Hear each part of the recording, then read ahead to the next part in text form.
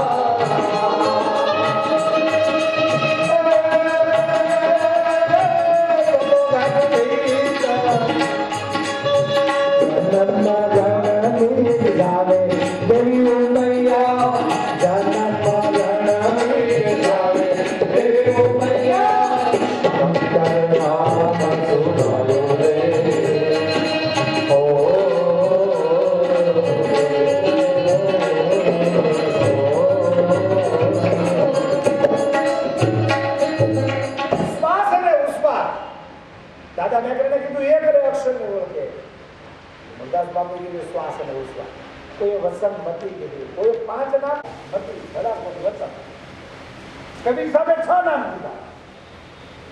पंच नाम है परमेश्वर का, छठा नाम है नारा. तो इनमें 30 12 सोई उतरो भगवारा 6 नाम. આ બધાની પ્રણાલિકાઓ અલગ અલગ. કોઈ 11 નામ દીધા, કોઈ 12, કોઈ 14, કોઈ 16, કોઈ 24, છેલ્લે 52 નામ મળે. કેટલા? 52. તો ગંગા સતી એમ કીધું કે રમાડો 52 ની બાય. આ બધાની પોતપોતાની અનુભૂતિ છે. હું આપણે પહેલા એ કહી દો કે કોઈને પેટમાં દુખતું હોય તો કાળી જીરીથી મટે, કોઈને હેગાસીથી મટે, કોઈને સુદર્શનથી મટે, કોઈને કાળીની શું નથી, કોઈને લીંબોની થોડીઓ માટે કહી દઉં તો મટી જાય. એમ કોને કઈ દવાથી મટે એ જરૂર નથી. આપણે તો દર્દ મટી જાય એ જરૂરી છે. એમ તમને તમારા સદગુરુએ જે નામ આપ્યું હોય એ નામ ઉપર પૂરી સત્તા, પૂરું વિશ્વાસ. નામ જબ તમને નામી સુધી લઈ જશે. નામ દ્વારા નામી સુધી પહોંચી શકાય. બિના નામ નહીં નિસ્તાર. નામ વગર તો ક્યાં જવાય? નામ જ ન હોય તો પૂરા ઘેર પહોંચેલો માલની સદગુરુ મળે ને બહાર એ તમને નામ આપી દે. નામ આપે પછી તમારે કઈ મિલ ગયા મોર સાફ કરવાનો. પછી એને કોઈ હટાવી ન શકે. મોર સાફ કરવાનો પણ જો કોઈ પૂરા ઘેર પહોંચેલો સદગુરુ બની જાય અને એને તમે સમર્પિત થાવ તો સદગુરુ આપે અને છેક સુધી પહોંચાડે. નામનો સતત જપ કરો. નામ જપથી શ્રેષ્ઠ કાંઈ નથી. આજે ફોરેનમાં પણ એ સિદ્ધ થયું છે કે સમૂહ સંકીર્તનથી સહજ માનસની વૃત્તિઓ શાંત થાય.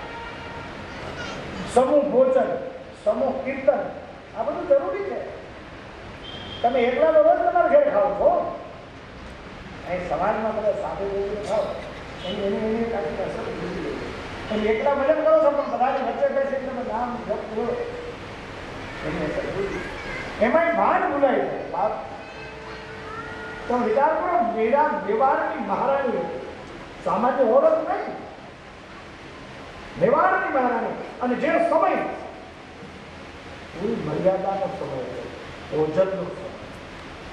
કેટલી મર્યાદા, પગની પાણી જેવી રીતે દેખાવાના પેલાથી એવો સમય. અને તેથી હાથમાં કિરતાલ લઈ અને મીરા, આ બધાને ખબર છે સાતુરાની વચ્ચે હાથમાં કિરતાલો. मेरे तो गिरधर गोपाल तो सरान को, मेरे तो गिरधर गोपाल सरान को, जो गिरधर गोपाल सरान को, मेरे तो गिरधर गोपाल सरान को, दूसरान को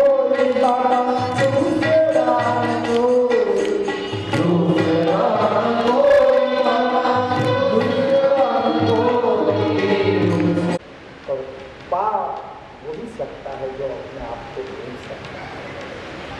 जिसे कुछ पाना है पहले खो जाना चाहिए, खो जाना चाहिए. और मिला भी है कबीर का एक्सपीरियंस है नहीं. जिन खोजा तिन पाया, जिन खोजा तिन पाया, गहरे पानी में मैं डूबन से डरी रही किनारे गए, मैं डूबन से डरी रही किनारे गए. જે લોકોને ભય લાગ્યો, ડર લાગ્યો ને કે કિનારે બેઠા બેઠા સત્સંગિયા કરીએ જાય, પણ પાણી ન શક્યા. પામી તો એ શકે જે મરજીવા હોય એ ધૂપકો મારે એને મોતી મળે. બધાને મોતી નથી મળતા, બધા પામી નથી શકતા. એમ જેમ પોતાને ભૂલી જાય, આપણે આપકો ભૂલ જાના चाहिए. હવે આપણે જ્યાં ધોન ગવરાવે ત્યાં સ્ટેટસ યાદ આવે કે મારાથી પાળું ન થવાય. એમાંય આપણને સ્ટેટસ નડતું હોય તો નાચવાનું તો ઘેરે જો, નાચવાનું તો ક્યારે નથી. નરસિંહે તો નાચ્યો તો, મીરા નાચી.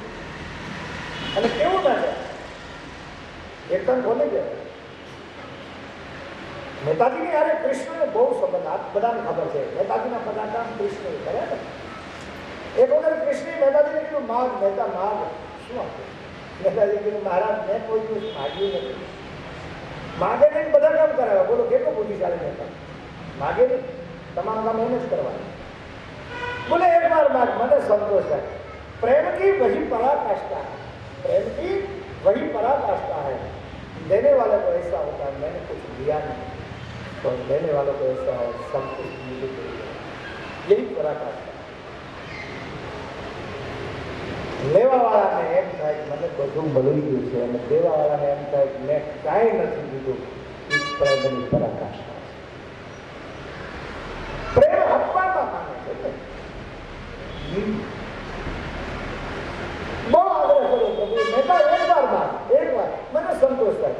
અને બહુ જયારે કીધું ત્યારે મહેતાએ કીધું તો પ્રભુ એક કામ કરશો. શું? મેં સાંભળ્યું છે દર પૂર્ણિમાએ વ્રતમાં રાસ થાય છે. બોલે હા, તો મને એ રાસના દર્શન કરવા લઈ જાઓ ને. માગ્યું ત્યારે કેવું માગ્યું? હાથી ઘોડા બંગલા પૈસા નથી માગ્યો. મારે વ્રતમાં તમારો રાસ જોવો. હવે મહેતાજી આ માન્યું એટલે કૃષ્ણ મૂંઝાણા.